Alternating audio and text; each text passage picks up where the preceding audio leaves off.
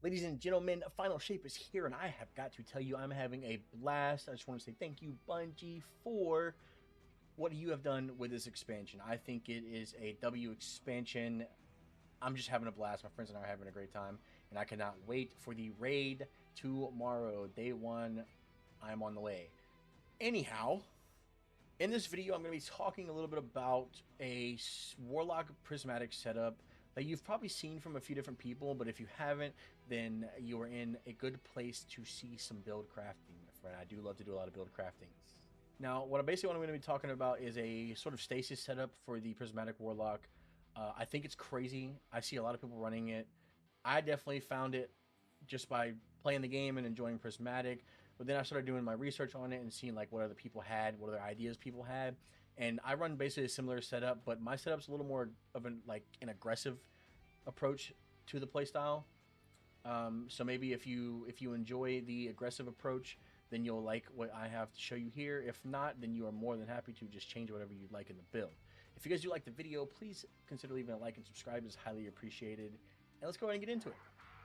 So we're going to go ahead and get into the build itself. The first thing we're going to be looking at is the Osmiomancy gloves. These things are amazing when it comes to using Stasis Warlock, or of course now Prismatic with anything Stasis that we have. Basically, what these things do is when you use a Cold Snap Grenade, you get 2 Cold Snap Grenade charges, so you have 2 freezing grenades. Anytime you use your Cold Snap Grenade or you use a Bleak Watcher turret, the impacts are going to give you, the freezes themselves are going to give you energy back on direct hits. So basically, anytime you freeze anything with your grenade, you're going to get energy for your grenade back, and this allows you to just keep on freezing enemies over and over and over again. Also, the Cold Snap grenades will travel a little bit farther when you're using these. So in case you do, like, say, miss a grenade by a mile, of course not a literal mile, but if you do miss it by a little bit, it does give it that extra chance to actually reach the enemy and freeze them instead of just traveling for a few feet and then falling off and causing you to not get any energy back. We're going to pair this with the Prismatic Warlock, of course, because why would you not be using Prismatic Warlock right now, or Prismatic anything for that matter? Now, I just want to say one thing. I have seen people play around with the same type of build that I'm doing right here. The only difference is in their builds, normally they're running the Bleak Watcher turret. What this does is you can hold your grenade, and once you're done holding it and charging it, you will then be able to throw out a turret, a stasis turret, which will have a mind of its own. It will shoot whatever enemies it sees, and it'll start freezing them. This will also give you energy back for your grenade as well. Normally I do run this when I'm on a Stasis Warlock, but the way that the fragments and everything work on Prismatic Warlock and the way that I like to play the game is I don't really want to rely on the turrets myself to be getting my energy back. I want to play a little more aggressive. I want to do a little more damage, and I just want to be moving around a lot, so I don't really use that. What I am going to use instead is going to be the Helion, the new solar aspect for the Warlock. Basically what this does is activating my class ability, whether it be Rift, Phoenix Dive, whatever class ability I'm using. It's going to spawn a little solar buddy, kind of like an Arc Soul, but instead of Arc, this thing's going to shoot out, it's going to lob solar bits from it, basically using itself to do damage, and it's going to scorch targets, which is going to cause ignitions over time, and each hit that it does a decent amount of damage anyway. Another thing I really like about using this is if I freeze a group of enemies, I don't even have to touch them. He can do it for me. He can just lob a little solar grenade out there and boom, blows them up. They freeze. It makes it really easy for me. It just gives me more of that aggression that I like to use in my playstyle and my builds. The next aspect we're going to be using is going to be Feed the Void. The reason I'm using Feed the Void is simple. On Prismatic, you can defeat the target with any ability, and you get Devour. Now, this is so free with the way I have this set up, because it is so easy to get Devour with your Incinerator Snap. The Incinerator Snap is amazing, because not only does most solar abilities do a lot of damage, but Incinerator Snap causes ignitions, which then makes it a lot easier for you to get your Devour. So you pair these two together, it's just really nice to be able to get your Devour proc and start getting your health regeneration on your kills. And since you're gonna honestly you're gonna be killing so many things with this build, you should always have Devour up. And you should always be healing. Now, for my everyday use, I do like to use Phoenix Dive, just because it's quick. It's a slow cooldown. Well, sorry, it's a fast cooldown, and it's just really easy. It's really nice to use. It's quick healing, quick cooldown. It's fun. I like it. Plus, this cast time is a little bit shorter than your rifts, so it makes me be able to get my Hellion back a little bit, or on active a little bit quicker. So let's talk about the fragments here. First fragment we're going to be using is Facet of Ruin. This is basically going to increase the size and damage burst of anything any shatter from any kind of crystals or any frozen enemies. And since we're going to be freezing enemies so much, this is amazing. On top of that, it also increases the area of effect of our solar ignitions.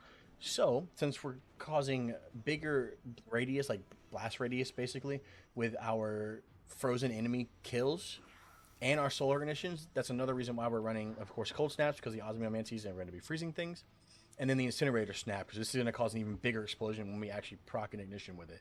It's a perfect pairing, in my opinion. Next thing we're going to be running is the Facet of Devotion.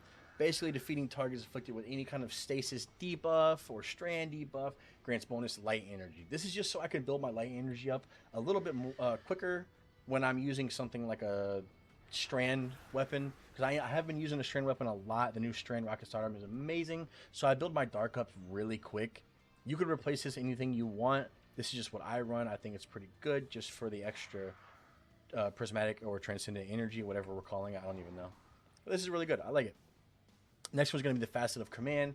Freezing or suppressing a target, reload your equipped weapons. I'm not really worried about that part.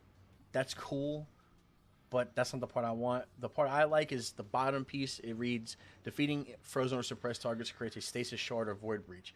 So basically, when I'm freezing enemies and killing all of them, I'm getting stasis shards from these frozen enemies, which allows me to get my snap and my grenade back a little bit quicker, so I don't have to really worry about a lot of downtime on my abilities. And that will then allow me to, throw more grenades, throw more snaps, and just do more AoE in general. Next fragment we're going to be running is going to be the Fragment of Courage. Your Arc Solar and Void abilities do more damage to targets afflicted by a Darkness debuff. Since we're going to be throwing Cold Snap grenades, this counts as a Darkness debuff because they are frozen. Our Incinerator Snap is going to do more damage to them because, it says Arc Solar or Void, which is going to allow us to easily get our Devour, especially in higher end content. I did take this through a power level 2020 Lost Sector, and it was quite easy to stay alive just because I could do so much AoE and free so many things. It's honestly a crazy build. And then the last fragment we're going to be running is going to be the Facet of Purpose. Basically, picking them an Orbit Power will grant us either Amplified, Restoration, Frost Armor, Woven Mail, or give us some Overshield, depending on the super type. In this case, I am using the new Song of Flame. It is amazing. So since we're using a solar super, we're going to be getting Restoration. So not only are we having Devour, but we're also getting Restoration. So the survivability on this build is insane. So basically what I'm going to do for you now is I'm going to take you in to this little Lost Sector we have here. You can probably hear all the stuff going on in the background. I'm kind of in it already, but I came over here to this spot to show you guys a little bit of what this can do. Again, this is without the stasis turrets that I see a lot of people running. So we're going to throw our grenade here. We're going to hit our finger snap, and boom, we have Devour off rip. It's literally that easy. Now, I shouldn't be dying to anything at all unless, the game just wants me to stop existing. We're going to keep throwing these grenades. As you can see, I'm still just freezing. It's really easy. And then when I do freeze some enemies and kill them, as you can see, just give me a second, let me throw some more. I don't think anybody's popped up. I'm gonna throw that. I get these shards. When I pick them up, you can see in the bottom left, I'm getting my melee back quicker. So now I have another Incinerator Snap. That's gonna allow me just to cause some more ignitions. We're gonna get that guy. You know what I mean? Look, I can still even freeze these guys, even though they have their prismatic stuff active, the little prismatic shields. But then we're gonna go on our prismatic, we'll just do some damage, break them up. Another good thing about this is since I'm using like the void abilities, it's really nice to, or the void aspect, I'm sorry. It's really nice to just have the Devour, but we're still using stasis. So the way the prismatic grenade works is it's a void, like vortex grenade mixed with a slowing aura. So it brings them together towards the center of the grenade. It slows them down, so it makes it harder for them to escape. And then it blows up, doing a lot of damage. So that's just a really nice combination with the build that we have rocking here. But let's just go ahead and get through this a little bit more. Hopefully I don't fall or do anything dumb. I'm just gonna try to run past these guys, get to the boss room, because I know there's quite a few enemies in there. Now I know this isn't really high content that I'm showing you right now, but it is quite a nice place to see what it can do and how easily you can take care of ads. Just basically across the board. Here we go. We're gonna pop our Phoenix Dive. Didn't really need to for the healing, but now I have my little Hellion, my little solar buddy, which he helps me out quite a bit. Anything that I don't shoot, he will, which is really nice. Now look, I'm gonna throw my grenade at this boss. I get half of my grenade back just from him. Half of it. Now I'm gonna throw it here. Boom, frozen. Bam, devour. It's just constant. It's constant. Over and over and over again. It's free. We're gonna pop our little Hellion again. I'm just gonna keep shooting this guy and tossing some stasis grenades at him, some cold snaps, and I mean, look, it's free. It's so free. Now again, this is how I like to play with my playstyle. You may not like this. You may enjoy using the Leak Watcher turrets, which by all means do whatever makes you happy. But if you enjoy a little more of the aggressive kind of playstyle like I do, then I would recommend using a similar setup from what I'm using here. It's really fun.